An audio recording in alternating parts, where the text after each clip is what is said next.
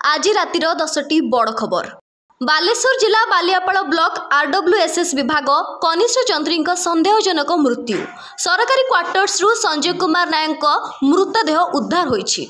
Kit और किस प्रतिष्ठाता doctor Achyut सामंत निवेदित और कादम्बिनी मीडिया प्रस्तुत तथा डॉक्टर इति सामंत प्रयोजित प्रमाणिक चलचित्र the sea and seven village को आउ एक सफलता।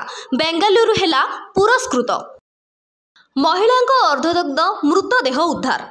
सुवर्णपुर जिला ब्रिज तले थिबा म्यानहोल रु गलित मृतदेह उद्धार करिछि पुलिस। दली देला दंता हाथी आक्रमण रे युवक मृत। ढेंकानाल सदर रेंज अंतर्गत चाउलिया निकटरे एही अघटन घटिछि। मृतक युवक चाउलिया गाँवर ब्रह्मानंद नायक। आखि बुझिला ट्रांकुलाइज दंता। ढेंकानाल कपिलास प्राणी उद्यान रे हाथीर मृत्यु होईछि। गतकाली बौद्धरू आसीथिला असुस्थ हाथी। बौद्ध जिला कंटामाल रेंज बरंगा सेक्शन रो लुईसिंग गाँव काबू करिथिबा दंता को कपिलास को पठाई देथिला वन विभाग। ओडिशा जंगल रे विरल कला बाघ। बाघर विभिन्न प्रजाति मध्य रे कला बाघ विरल प्रजातिर। एही बाघ शरीर रे मोटा मोटा बहलर कला पट्टी रहिछि। धवलेश्वर दर्शन द्वितीय दिनर गस्त आरंभ कले अश्विनी वैष्णव। विभिन्न कार्यक्रम रे देवे जोगु।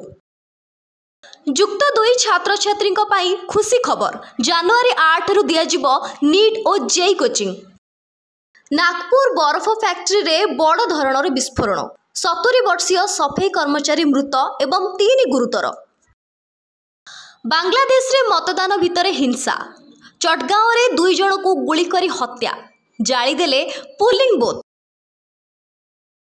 आज रातिर 10टी बड़ खबर को एठी रखुचु। नमस्कार।